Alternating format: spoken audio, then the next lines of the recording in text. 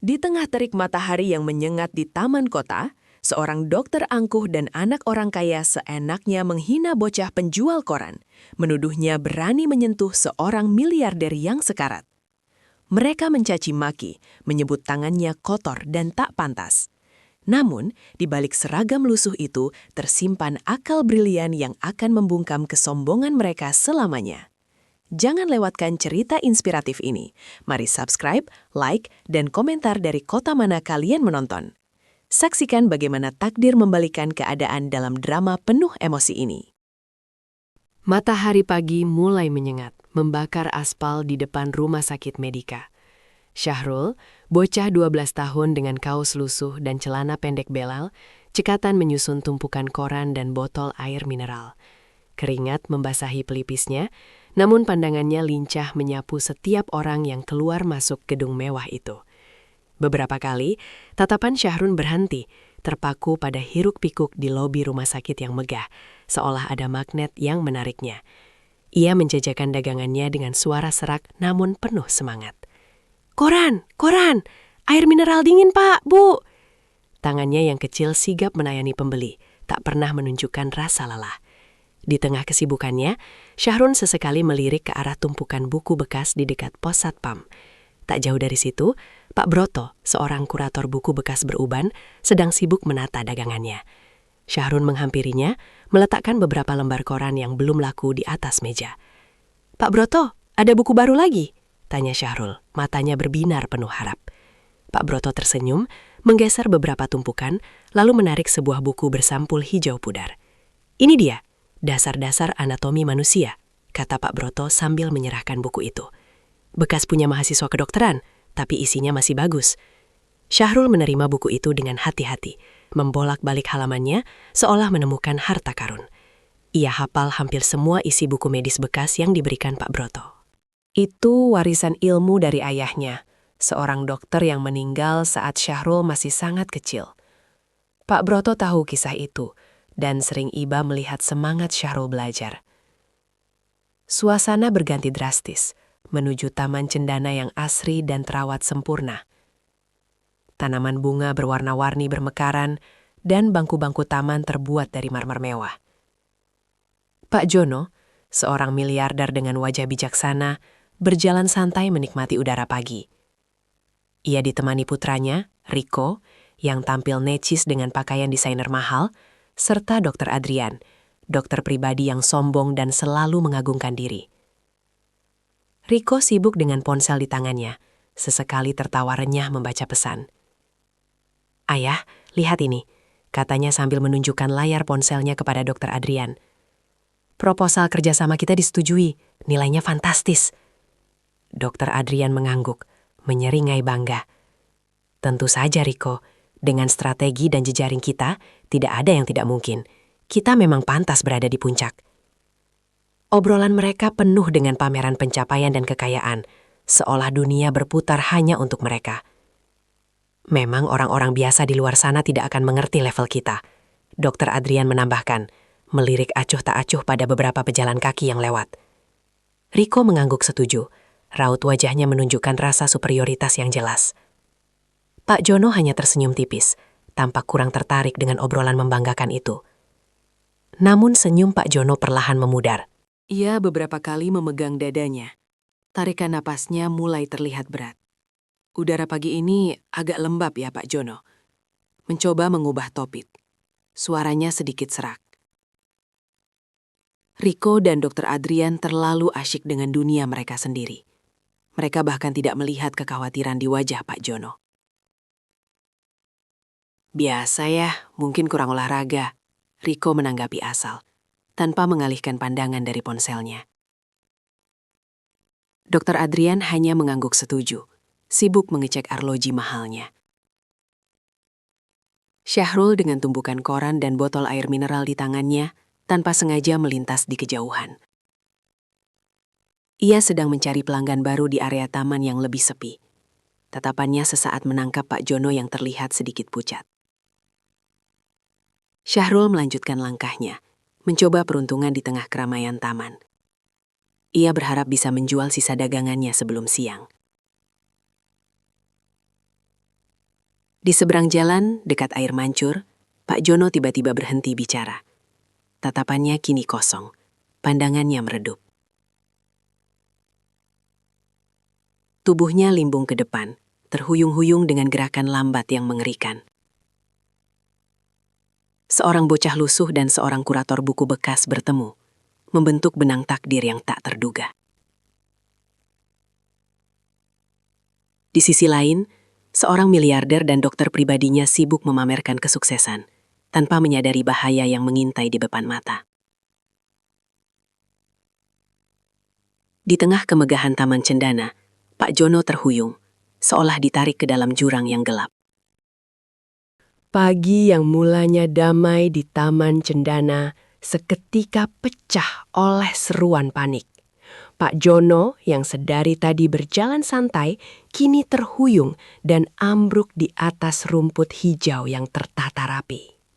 Tas jinjing kulitnya terlepas dari genggaman, isinya berserakan. Sebuah apel merah, beberapa lembar dokumen penting, dan sebuah buku catatan kecil terguling di dekat tangannya.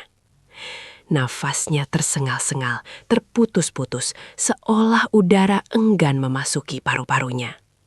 Wajahnya yang sebelumnya tampak tenang, kini memucat pasi. Bibirnya sedikit membiru. Pandangan matanya kosong, menyiratkan keputusasaan yang mendalam.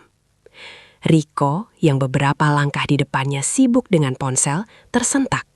Suara keras jatuhnya tubuh Pak Jono memaksanya mengalihkan perhatian dari layar gemerlap. Ia melihat ayahnya tergeletak dan sontak jantungnya berdebar kencang. "Papa!" teriaknya, suaranya menusuk gendang telinga. Dengan langkah tergesa, Riko berlari menghampiri, lututnya ambruk di samping tubuh Pak Jono. Wajahnya yang selalu angkuh kini dipenuhi horor. Ia mencoba mengguncang bahu ayahnya, namun tak ada respon selain suara nafas yang kian melemah. Dokter Adrian, yang juga terkejut, bergerak lebih lambat. Ketenangannya yang selama ini ia banggakan sebagai seorang profesional medis seketika luntur.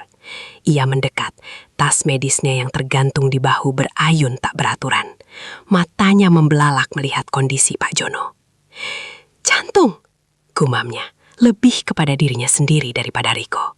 Ia bergegas membuka kerah kemeja Pak Jono yang ketat, lalu mencoba memeriksa denyut nadi di pergelangan tangan, namun tangannya gemetar. Kerumunan kecil mulai terbentuk. Para pejalan kaki yang tadinya asyik menikmati pagi, kini tertarik oleh keributan. Mereka mendekat perlahan, langkah kaki mereka seolah menginjak-injak keheningan yang tersisa. Bisikan-bisikan mulai terdengar, spekulasi bertebaran. Wajah-wajah penasaran mengintip dari balik bahu-bahu yang lebih tinggi. Aroma bunga di taman yang tadinya menenangkan, kini terasa bercampur dengan bau kepanikan dan kekhawatiran yang tak kasat mata. Seorang ibu muda menarik anaknya menjauh.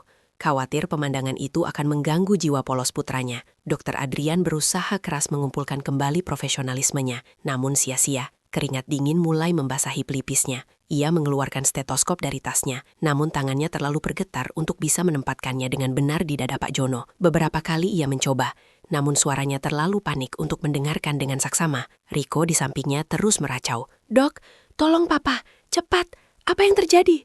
Suara Riko histeris, nyaris pecah. Dokter Adrian kemudian mencoba tindakan yang ia yakini benar, namun dengan cara yang keliru. Ia mengangkat kepala Pak Jono sedikit, bermaksud memberi minum air mineral dari botol yang tergeletak. Namun Pak Jono tidak sadarkan diri. Air justru menetes di sudut bibirnya, nyaris masuk ke saluran napas. Riko yang melihat itu mencoba menghentikannya. "Jangan dok, dia nggak sadar." Dengan panik, Dokter Adrian mengabaikan Riko. Ia menepuk-nepuk pipi Pak Jono dengan kasar, berharap itu akan membangunkannya. Gerakannya kaku, canggung, dan tidak menunjukkan ketenangan seorang ahli. Kerumunan yang menyaksikan mulai berbisik-bisik. Beberapa orang menatap Dokter Adrian dengan pandangan meragukan. Mereka melihat dokter yang selama ini mereka anggap kompeten, kini terlihat tidak lebih dari seorang awam yang kebingungan. "CPR! Lakukan CPR, dok!" teriak seseorang dari kerumunan, mencoba membantu. Dokter Adrian tersentak, seolah baru teringat. Ia buru-buru memposisikan Pak Jono, namun ia terlihat ragu-ragu. Tangan kanannya menumpang di atas tangan kirinya, diletakkan di tengah dada Pak Jono. Ia mulai menekan, namun tekanannya terlalu lemah. Iramanya tidak konsisten. Setiap kompresi yang ia lakukan terlihat seperti gerakan terpaksa, bukan tindakan penyelamatan yang sigap dan bertenaga. Napasnya memburu, wajahnya semakin pucat. Ia hanya bisa bertahan beberapa saat, lalu berhenti, terengah-engah. Matanya mencari-cari, seolah mengharapkan bantuan dari langit. Dia nggak bisa, Papa. Riko menjerit, suaranya parau, matanya berkaca-kaca. Ia melihat ayahnya semakin tak bergerak, napasnya berhenti sepenuhnya. Dokter Adrian pun mengangguk lemah, kepalanya tertunduk. Ia meraih pergelangan tangan Pak Jono lagi, kali ini dengan tangan yang lebih stabil, namun tatapannya kosong. Setelah beberapa saat, ia mengangkat kepala, menatap Riko dengan wajah pias. Kata-kata yang keluar dari mulutnya terdengar seperti vonis kematian. Sudah tidak ada. Detak jantungnya sudah berhenti. Ujar Dokter Adrian. Suaranya nyaris berbisik, memecah kesunyian yang tiba-tiba melanda. Ekspresinya menunjukkan kekalahan total. Rasa putus asa yang mendalam. Ia mundur selangkah, menjauhi tubuh Pak Jono, seolah menyerah pada takdir. Riko sontak histeris. Ia merangkul tubuh ayahnya yang kini kaku. Meraung-raung memanggil nama Pak Jono. Air matanya mengalir deras, membasahi pipi sang ayah. Kerumunan yang tadinya berbisik, kini mengeluarkan desah simpati yang serempak. Beberapa orang menutup mulut, beberapa lainnya menunduk. Tak sanggup melihat pemandangan menyedihkan di hadapan mereka. Rasa duka dan kekecewaan melayang di udara, menebarkan aura kematian di tengah taman yang seharusnya hidup. Di tengah kekacauan yang melanda, Syahrul muncul. Sejak tadi ia hanya berdiri di pinggir kerumunan. Matanya menatap tajam ke arah Pak Jono. Pikirannya berputar cepat, mengingat setiap detail yang pernah ia baca. Ia melihat Dokter Adrian yang panik, gerakan CPR yang tidak efektif, dan keputusasaan yang tergambar jelas di wajah semua orang. Dalam benaknya, halaman-halaman buku medis bekas pemberian Pak Broto seolah terbuka. Ia teringat bab tentang penanganan serangan jantung akut dan resusitasi jantung paru. Ia melihat celah. Ia melihat harapan. "Permisi," serunya. Suaranya kecil, namun penuh tekad. Ia mulai menerobos kerumunan yang padat. Tubuhnya yang mungil harus berjuang keras di antara orang-orang dewasa yang jauh lebih besar. Ia menyelinap di antara celah-celah kaki dan lengan, menunduk, dan terkadang harus mendorong ringan untuk membuat jalannya. Setiap langkahnya penuh urgensi, seolah waktu adalah musuh yang terus mengejarnya. Ia merasakan desakan waktu. Detak jantung Pak Jono yang sudah berhenti adalah hitungan mundur yang mematikan. Riko, yang sedang terisak-isak di samping ayahnya, mendongak. Matanya yang merah bengkak menangkap sosok Syahrul yang mencoba mendekat. Kebingungan, kemarahan, dan keputusasaan bercampur aduk di wajah Riko. "Pergi! Siapa kau?" bentaknya. Nadanya penuh amarah. Ia tidak ingin ada orang asing, apalagi anak jalanan, mendekati ayahnya di saat-saat kritis seperti ini. Dokter Adrian, yang masih berdiri mematung dengan wajah pucat, juga melihat Syahrul. Sebuah dorongan kuat untuk mempertahankan citra dan harga dirinya yang hancur membuatnya bertindak impulsif. Ia melayangkan tatapan jijik, seolah kehadiran Syahrul adalah penghinaan terbesar bagi keprofesionalannya. "Pergi kau, anak jalanan. Tangan kotormu jangan sentuh pasienku." Ucapnya tajam, dengan angkuh mendorong Syahrul menjauh. Tangannya menyentuh bahu Syahrul yang kurus, sedikit terkejut oleh kotoran yang menempel di baju Syahrul. Aroma debu dan jalanan yang melekat pada Syahrul seolah menguatkan argumennya. Seorang petugas keamanan taman berbaju hijau yang baru tiba di lokasi segera ikut campur. Ia melihat Syahrul sebagai sumber masalah baru. "Hei, anak nakal, jangan buat keributan di sini. Pergi sana," katanya sambil mendorong Syahrul dengan kasar.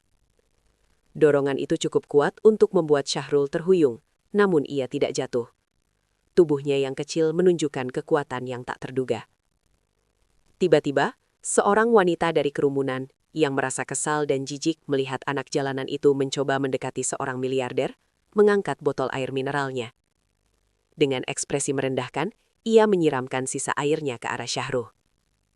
"Anak sampah, jangan bikin masalah. Sudah mati ya mati saja," teriaknya tanpa empati.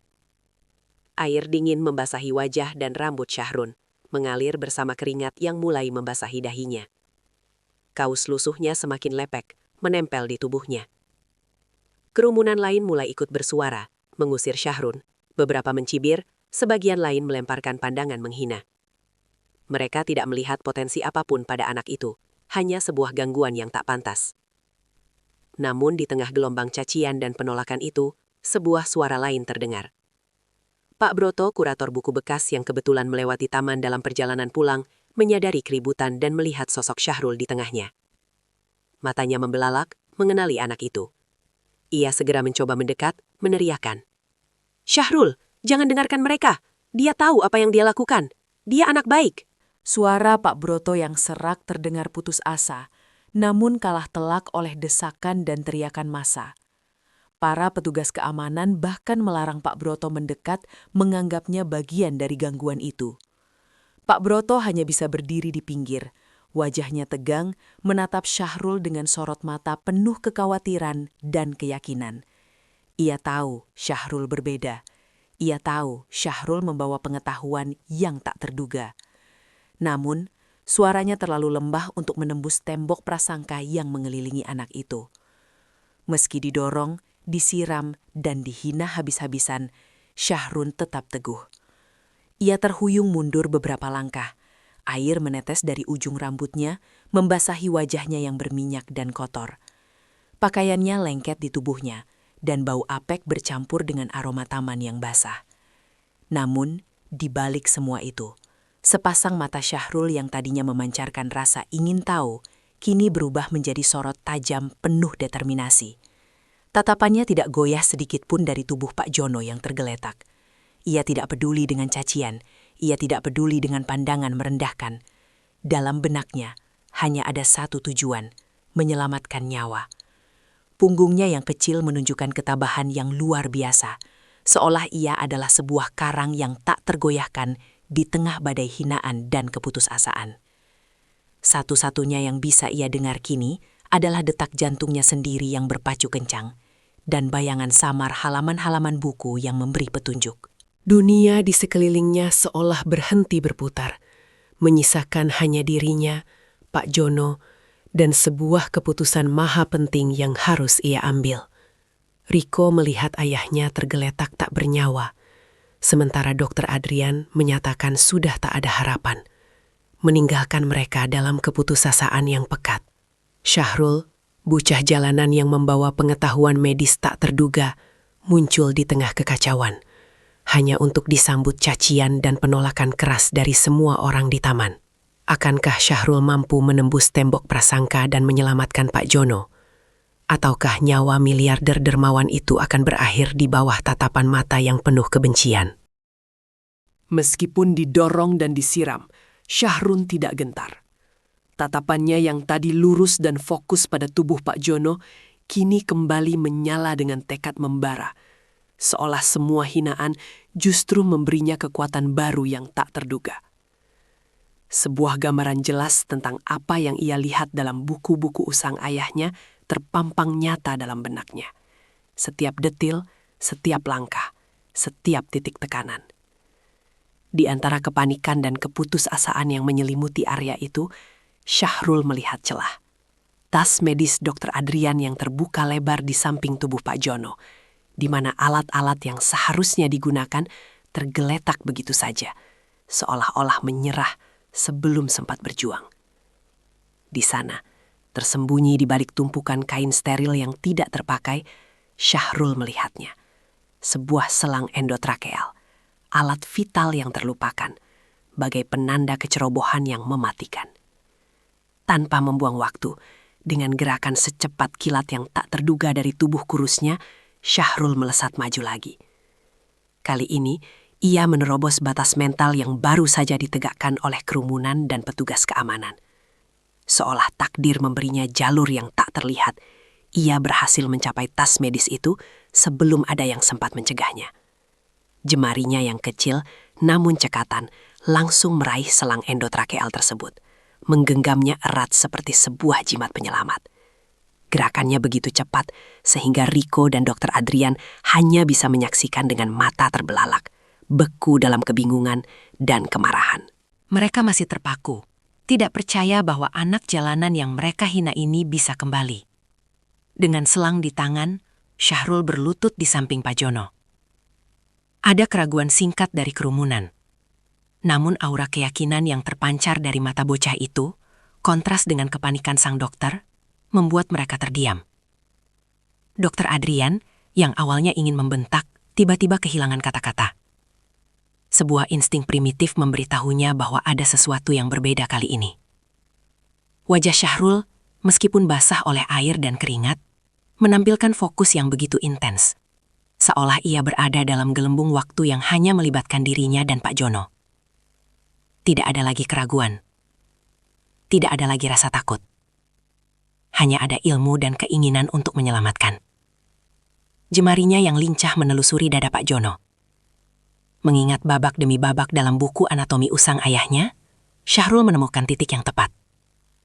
Nafasnya tertahan. Setiap ototnya tegang. Dengan kepalan tangan kanannya, ia melakukan sebuah dorongan kuat namun terkontrol di tengah dada Pak Jono. Sebuah prekordial thumb yang tepat. Persis seperti yang sering ia baca dan bayangkan dalam simulasi diam-diam di pinggir jalan. Dorongan itu bukan sekedar kekerasan fisik, melainkan sebuah kejut mekanis yang ditujukan untuk mengembalikan irama jantung yang kacau. Kerumunan terkesiap. Sebuah bisikan ketidakpercayaan dan ketakutan menyebar. Khawatir Syahrul justru akan menyakiti Pak Jono. Namun Syahrul tidak berhenti. Setelah primordial thumb yang kritis, ia melanjutkan dengan menekan titik akupresur tertentu di pergelangan tangan dan leher Pak Jono. Setiap gerakannya memiliki presisi seorang ahli. Meski usianya masih sangat muda. Ia tahu betul, dari lembaran buku ayahnya yang sudah lusuh, bahwa dalam situasi darurat seperti ini, stimulasi saraf tertentu bisa menjadi kunci. Wajahnya semakin pucat karena ketegangan. Dahi kecilnya berkerut dalam konsentrasi penuh. Keringat bercucuran membasahi rambutnya yang agak lepek, menetes di pipinya. Namun kedua tangannya tetap mantap, tidak goyah sedikit pun. Ia bisa merasakan tatapan ratusan pasang mata yang menguliti setiap gerakannya. Namun ia menutup diri dari semua itu. Yang ada hanya Pak Jono, detak jantung yang nyaris padam, dan ilmunya. Waktu terasa berhenti. Setiap detik terasa seperti jam. Kerumunan yang tadinya ribut dengan cacian, kini terdiam sepenuhnya. Mereka menyaksikan dengan napas tertahan, seolah takut mengganggu konsentrasi Syahrul, yang bisa memecah keajaiban yang mungkin akan terjadi. Rico dan Dr. Adrian, yang awalnya diliputi kemarahan dan keangkuhan, kini hanya bisa terbelalak. Kemarahan mereka telah berganti menjadi kebingungan, kemudian ketakutan. Ketakutan akan apa yang mungkin terjadi. Ketakutan akan kebenaran yang mulai merayap di benak mereka. Apakah anak jalanan ini benar-benar tahu apa yang ia lakukan? Mungkinkah mereka salah? Pertanyaan-pertanyaan itu berputar di kepala mereka, namun tidak ada yang mampu terucap. Wajah Dr. Adrian membeku, melihat kecekatan Syahrul yang tidak pernah ia duga dari seorang anak jalanan. Keangkuhannya mulai retak. Tiba-tiba, sebuah suara parau memecah keheningan. Pak Jono terbatuk keras, sekali, lalu 2 kali. Suara batuk yang mengguncang tubuhnya, seolah ada sesuatu yang tersangkut di tenggorokannya dan akhirnya terlepas. Seluruh kerumunan tersentak, mata mereka membelalak tak percaya. Setelah batuk itu, Pak Jono mengambil nafas dalam-dalam. Sebuah tarikan nafas yang terdengar samar namun jelas. Lalu detak jantungnya kembali berdetak lemah, berirama, seolah baru saja terbangun dari tidur panjang. Dada Pak Jono mulai bergerak naik turun, pelan namun pasti. Nafasnya yang tadi terputus-putus, kini mulai teratur. Keajaiban telah terjadi. Di bawah tangan seorang anak yang dihina. Sebuah gelombang kelegaan dan keheranan melanda kerumunan. Bisik-bisik mulai terdengar. Kali ini bukan lagi caci maki, melainkan kekaguman yang tertahan. Syahrul yang tadinya tegang, kini menghela nafas panjang. Kelelahan namun lega yang tak terkira terpancar dari matanya. Ia menyeka keringat di dahinya dengan punggung tangan yang kotor. Matanya masih tertuju pada Pak Jono. Perlahan, kelopak mata Pak Jono yang berat mulai terbuka. Pandangannya kosong sejenak, mencoba menyesuaikan diri dengan cahaya dan keramaian di sekelilingnya. Ia mengerjap beberapa kali, lalu perlahan mulai memfokuskan pandangannya. Matanya berkeliling, mencari-cari. Ia melihat Riko yang masih terpaku, Dr. Adrian yang wajahnya memucat, dan kemudian tatapannya jatuh pada Syahrun, yang kelelahan namun lega, masih berlutut di sampingnya. Ada kehangatan aneh di mata Pak Jono saat melihat bocah itu. Namun, bukan hanya wajah Syahrul yang menarik perhatian Pak Jono. Matanya tertuju pada sebuah objek kecil yang tergantung di leher Syahrul. Sebuah kalung tipis dengan liontin kusam yang sebagiannya tertutup oleh kemeja lusuh bocah itu. Liontin itu terlihat tua, terbuat dari logam yang pudar dan berisi sebuah foto kecil yang samar-samar terlihat. Pak Jono dengan susah payah dan suara yang masih parau mencoba berbicara. Kata-kata pertamanya hampir tak terdengar, namun kerumunan condong maju, ingin mendengarkan. Itu foto Dr. Aris? Suara Pak Jono bergetar, namun ada nada pengenalan yang jelas. Matanya masih tertuju pada liontin di leher Syahrul. Syahrul mengangguk pelan. Air mata mulai menggenang di pelumpuk matanya. Ia tidak menyangka pertanyaan itu akan datang. Tangannya secara refleks memegang liontin itu, seolah melindunginya. Itu adalah satu-satunya peninggalan ayahnya yang ia miliki, yang selalu ia pakai dekat di hatinya. Pak Jono menatap Syahrul dengan tatapan penuh arti. Tatapan yang kini bercampur antara kebingungan, ingatan, dan sebuah realisasi yang mengejutkan. Kekuatan yang entah dari mana datangnya. Ia mengangkat tangannya sedikit, menunjuk ke arah Syahrul. "Kamu putra Aris? Dokter Aris yang menyelamatkan saya 10 tahun lalu." Suara Pak Jono bergetar lebih kuat, dipenuhi emosi yang mendalam. Sebuah koneksi yang tak terduga terjalin. Syahrul mengangguk lagi, air matanya tak terbendung. Matanya berkaca-kaca, bukan karena sedih, melainkan karena perpaduan haru dan kejutan.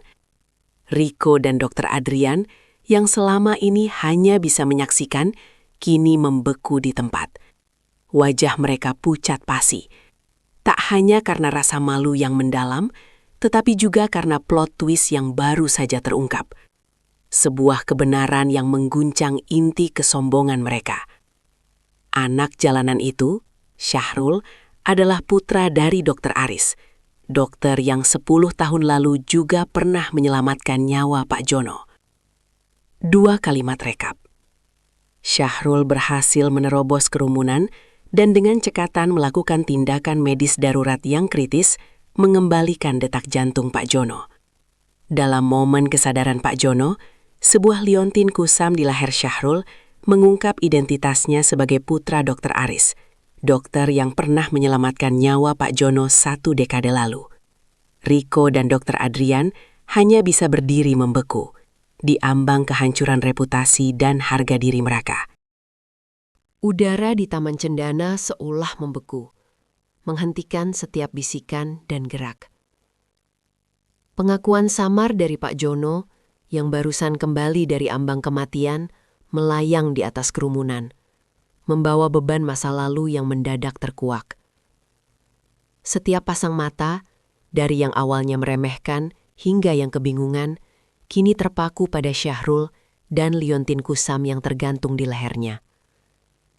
Senyum kecil di bibir Syahrul campur aduk antara kelegaan, kelelahan, dan sedikit kesedihan, menjadi satu-satunya ekspresi yang jujur di tengah pusaran emosi yang melanda. Riko, putra Pak Jono, adalah yang paling terpukul. Wajahnya yang semula angkuh kini memucak. Darah seolah mengering dari setiap pembuluh. Matanya terbelalak, berusaha keras mencerna setiap suku kata yang keluar dari bibir ayahnya. Dr. Adrian, sang dokter pribadi yang baru saja dipecundangi oleh seorang bocah jalanan, tak jauh berbeda. Tubuhnya menegang kaku, jemarinya yang masih bergetar menggenggam erat stetoskop di lehernya. seolah benda itu satu-satunya jangkar yang menahan dirinya agar tidak roboh.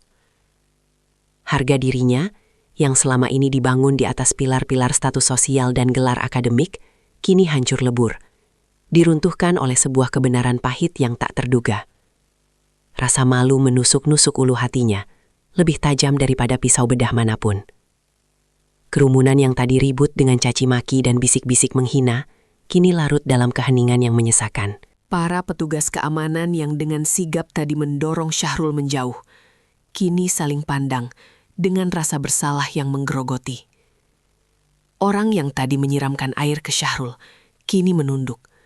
Matanya tak sanggup bertemu pandang dengan bocah yang kini berdiri sebagai pahlawan. Sebuah riak penyesalan menjalar dari satu wajah ke wajah lain. Gambaran penyesalan atas prasangka dan penghinaan yang telah mereka lontarkan. Mereka menyaksikan keangkuhan Riko dan Dr. Adrian, dan kini mereka menjadi saksi bisu kehancuran para angkuh itu. Pak Jono, meskipun masih lemah, mengumpulkan sisa-sisa kekuatannya. Tangannya yang berurat, gemetar karena baru saja melewati maut, terangkat perlahan. Tatapannya lurus, tajam, menembus dinding keangkuhan yang memisahkan mereka. Ia melihat Syahrul, bocah lusuh, dengan tatapan lelah namun penuh ketulusan, yang baru saja menariknya kembali dari jurang kegelapan. Sebuah ikatan tak terlihat, terajut dari ingatan lama dan penyelamatan instan, kini menyatukan mereka. Tangan itu, tangan kotor yang beberapa menit lalu dihina dan dihindari, yang dianggap membawa kuman dan kemelaratan, kini diulurkan oleh Syahrul dengan sedikit ragu. Dengan gerakan yang terasa monumental, Pak Jono meraih tangan Syahrul. Bukan dengan sentuhan biasa, melainkan dengan genggaman yang kuat, penuh makna. Jemarinya yang keriput mengusap punggung tangan kecil Syahrul yang sedikit kasar.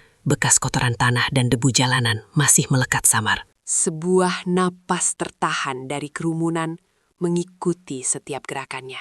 Lalu, di depan mata semua orang yang terpaku, Pak Jono membungkukkan sedikit tubuhnya, membawa tangan itu ke bibirnya, dan menciumnya. Sebuah ciuman tulus, hormat, dan penuh pengakuan, diiringi oleh kebisuan yang mutlak. Momen itu bagaikan pembalikan jarum jam sosial, sebuah isyarat simbolis yang menghapus semua prasangka, menyingkirkan tembok pemisah antara kelas, kekayaan, dan penampilan. Itu adalah pengakuan yang paling mendalam, bukan hanya terhadap tindakan heroik Syahrul, tetapi juga terhadap kemanusiaan sejati yang bersinar di balik penampilan lusuh. Riko dan Dr. Adrian menyaksikan adegan itu dengan mata kosong. Ciuman Pak Jono di tangan Syahrul adalah tamparan keras yang paling mematikan. Mereka merasakan remuk redam di dalam diri, seolah-olah semua fondasi kebanggaan mereka telah runtuh menjadi debu. Kata-kata hinaan yang mereka lontarkan kepada Syahrul kini bergaung kembali di telinga mereka sendiri, berubah menjadi bumerang yang menghantam telak. Wajah Riko semakin pucat. Tenggorokannya tercekat, seakan semua udara telah ditarik dari paru-parunya. Dr. Adrian hanya bisa menunduk. Pandangannya terkunci pada ujung sepatu mahal yang kini terasa begitu hina. Orang yang kalian hina ini. Suara Pak Jono, meski masih sedikit parau, menggema tegas, penuh otoritas yang tak terbantahkan. Ia menatap lurus ke arah Riko dan Dr. Adrian. Pandangannya dingin dan menghakimi. Dia adalah pahlawan saya. Kata-kata itu menusuk, menghantam telak ego mereka. Sama seperti ayahnya dulu. Kalimat terakhir itu bagaikan paku terakhir di peti mati kesombongan mereka. Kekalahan mereka kini tidak hanya bersifat profesional, tetapi juga personal dan moral. Tak lama kemudian, sirena ambulans mewah yang Riko panggil sebelumnya mulai terdengar samar di kejauhan. Semakin lama semakin mendekat. Kendaraan putih mengkilap itu melaju pelan, membelah kerumunan yang kini membisu, dan berhenti persis di dekat Pak Jono dan Syahrul. Pintu belakang terbuka, memperlihatkan interiornya yang modern dan peralatan medis canggih. 2 orang perawat bergegas keluar, membawa tandu. Pak Jono, dengan bantuan perawat, berusaha untuk duduk tegak di tandu. Sebelum mereka membawanya masuk, Pak Jono mengangkat tangannya lagi, menunjuk Syahrul. "Bawa anak ini ikut saya," perintahnya. Suaranya kini lebih mantap. Dia tamu kehormatan saya. Perintah itu tak terbentahkan. Syahrul, yang selama ini hanya berinteraksi dengan dunia luar dari balik gerbang rumah sakit atau di trotoar, kini diundang masuk ke dalam kemewahan yang sama sekali asing baginya. Senyum tipis, tulus, dan penuh kemenangan akhirnya mengembang di bibir Syahrul. Sebuah senyum yang tak lagi diwarnai kelelahan atau kesedihan, melainkan kelegaan mendalam dan harapan yang baru mereka. Ia membalas senyum salah satu perawat yang mengulurkan tangan kepadanya. Tanpa ragu, Syahrul melangkah, meninggalkan sisa-sisa masa lalu yang lusuh dan penuh hinaan di belakang. Ia digandeng oleh perawat, seolah-olah seorang bangsawan muda yang baru ditemukan. Langkahnya ringan, seolah beban bertahun-tahun telah terangkat dari pundaknya. Rico dan Dr. Adrian hanya bisa menyaksikan adegan itu, tertunduk malu, terdiam di tengah kerumunan yang kini menatap mereka dengan penghakiman. Mereka melihat Syahrul naik ke dalam ambulans mewah, kendaraan yang seharusnya menjadi lambang penyelamatan mereka, kini justru mengantar pahlawan yang mereka hina menuju masa depan yang cerah.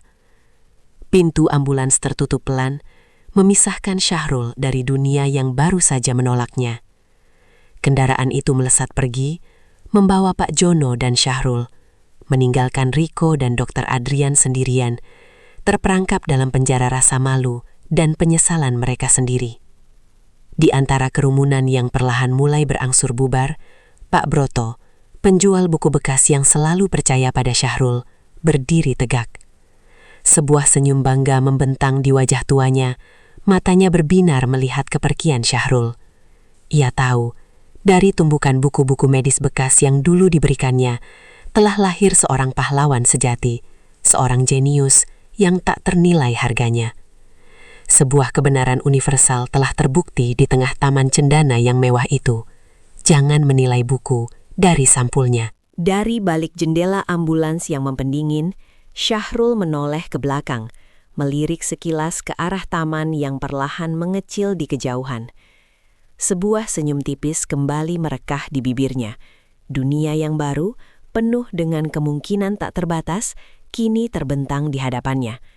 Masa depan Syahrul yang kini berada di bawah perlindungan seorang miliarder dermawan tak lagi harus bergulat dengan kerasnya jalanan, namun pertanyaan besar masih menggantung. Bagaimana seorang bocah jalanan beradaptasi dengan dunia kemewahan yang asing, dan apakah ia akan memilih mengikuti jejak ayahnya yang seorang dokter, melanjutkan warisan pengetahuan dan kemanusiaan yang telah menyelamatkan sebuah nyawa? Setelah mengukir namanya sebagai penyelamat, Syahrul kini dijemput oleh takdir yang berbeda, meninggalkan Rico dan Dr. Adrian dalam bayang-bayang kehinaan. Dunia baru terbuka di hadapannya, penuh harapan dan janji, jauh dari jalanan yang pernah menjadi rumahnya. Bagaimana Syahrul, sang jenius lusuh, akan menyesuaikan diri dengan kehidupan mewah yang sama sekali berbeda, dan apakah ia akan memanfaatkan kesempatan ini untuk mewujudkan mimpi-mimpi ayahnya yang terpendam?